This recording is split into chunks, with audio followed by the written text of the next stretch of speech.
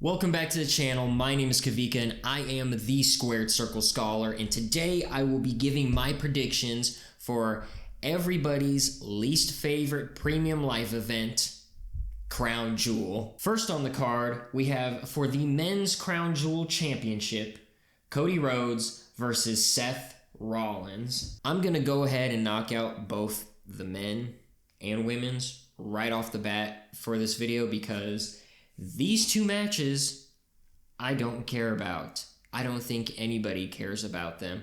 And I was watching a Santi Zap video, and he was talking about how it's true that it doesn't matter who wins in this scenario.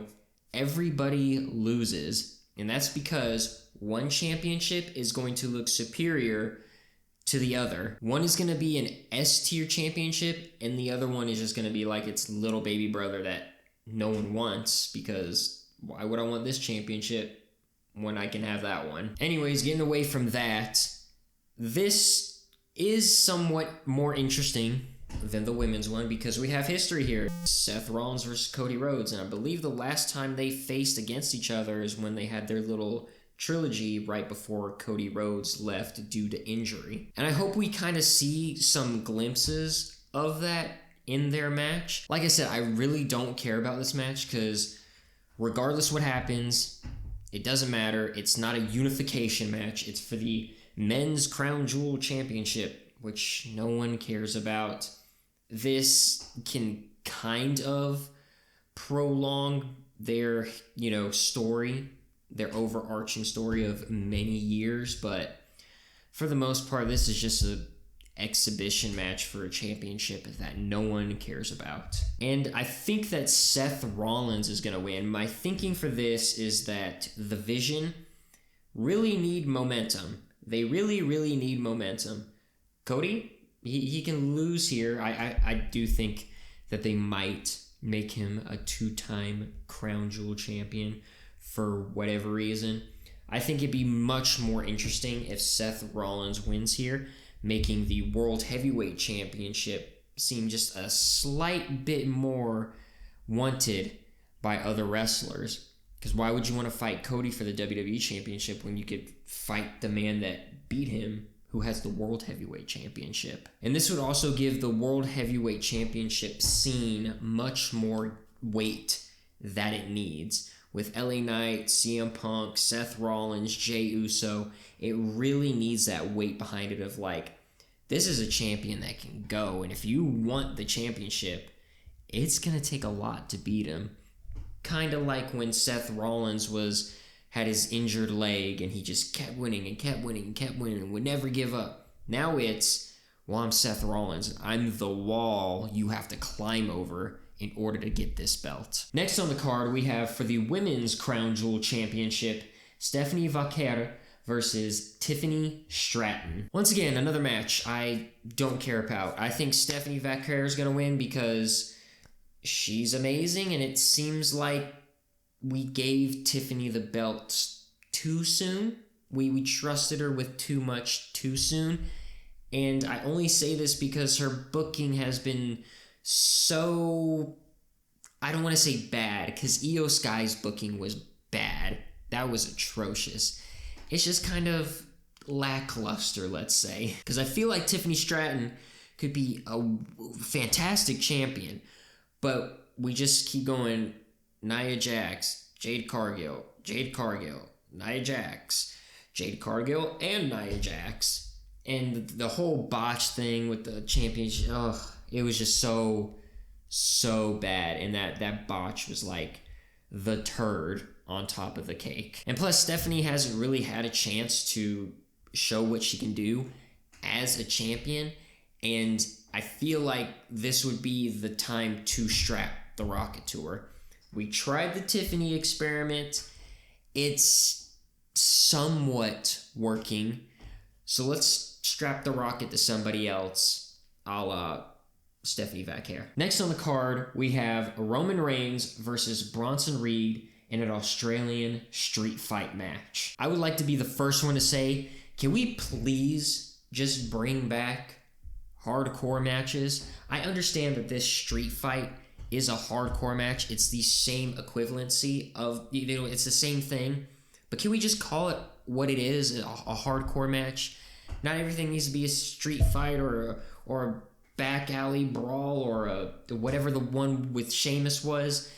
Can we just call it a hardcore match and then just theme the weapons around the person that's in the match? Like with Sheamus, they had the beer kegs and the bar and everything, which is cool. I like that. That's fun. But I don't need it to be named something goofy. Why is it always got to be goofy? Call it a hardcore match between Roman Reigns and Bronson Reed, and then just hit each other with chairs. That's all the fans are looking for. And now I'm going to double down on the vision because I think Bronson Reed is going to win. This is how you get him to win, with keeping Roman looking strong, but also make Bronson Reed look like an absolute monster. You could do a lot of things here. You could have Braun Breaker come out. You could have Seth Rollins come out, depending on where exactly he is on the card and everything. But you just hit Roman with everything. You got chairs, ladders, tables, bats, sledgehammers, whatever you can think of. And you can make both of them look strong. Even if Roman loses, he's still going to look strong. You're not going to make the man look weak if he takes, a chair shot, tables, and all that, and loses. You're just going to make Bronson Reed look like a monster, especially if you give him the Seth Rollins treatment that he did with the tsunamis. I don't remember how many tsunamis he hit Seth Rollins with, but just double it. Just let him keep going and just have him look like an absolute monster. He needs to be an absolute monster. He can still be the tribal thief. He can still be that. But we need him to be somewhat believable as somebody to we want him to be taken seriously in the ring. If he's just this guy that's constantly, stealing shoes and putting up a 1, but if he's the guy that's going to tsunami you into the end of your career, see what I'm saying? Next on the card, we have the team of Io Sky and Rhea Ripley versus the Kabuki Warriors. I'm sure it's been said on the internet, but this is like the Kabuki Warriors version of the Bloodline storyline condensed down into like a few months as opposed to, a few years. And I think they're doing a fantastic job with these three. Everyone is playing their part perfectly. And I think the person who's doing the most heavy lifting between all three is Kairi Sane. Because she's just playing this character that's like, well, we're all a happy little family, right, guys? Right? And then you have Asuka, who's just mad and overbearing and wants everything to go her way. If she doesn't get her way, it's the highway with you. And that's exactly what she did to Io Sky. And Io Sky tried and kept telling her, this is how we have to be. We can't be fighting and all this. But here we are now. They have to fight. This is easily the best booked match, storyline-wise. And honestly, I think it's gonna contend for match of the night, with one other one that we haven't got to yet. In saying all that, I think the Kabuki Warriors are gonna win.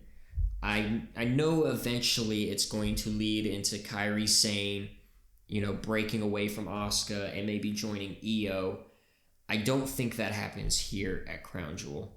I think this is gonna solidify the Kabuki Warriors as a threat in the tag team division. At least that's what I'm hoping for. That is mainly because this is one of the first women's matches in recent memory that I can think of where it's a women's tag team match without the women's tag team champions in it. That actually has a storyline around it, and it's not just something thrown together real quick, which I hope they do more of. I don't need Io and Rhea to be a tag team. They can still be singles competitors. If you want them to be a tag team, cool. But I want to see more storyline-driven thing for the women's tag team division like this. This is a great story.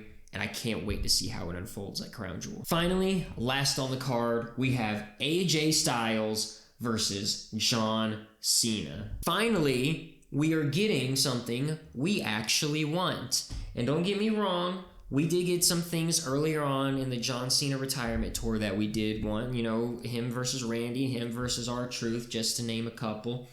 And I think what WWE is trying to do is not mess up the rest of the retirement tour. We really messed up at WrestlePalooza, giving him Brock Lesnar for 7 minutes or like that. Maybe we should give the people AJ just so that way they're not too mad at us. Because I do think, even though for the majority of the retirement tour, it's been kind of garbage, we can kind of save it in these last few dates. You only got a few left, WWE. Please don't ruin it. This is the other match that I was talking about that could contend for match of the night. I think the women's tag team match, they're going to go absolutely crazy. You have Io, who's amazing. Rhea, who's amazing. Asuka is just a crazy character that I love watching. And then you got Kairi Sane, who's doing like her best work I've seen in a very long time. And you have John Cena versus AJ Styles. AJ Styles is like the Shawn Michaels of this generation. And then you have John Cena, the greatest of all time. I don't know how you can mess this up, but I know they can, because they messed up the main event to WrestleMania 41 really hard. I know they can. I doubt that will happen here. This is the one match that I've been going back and forth because I don't know how they want to play this out. Do they want to give AJ Styles the win?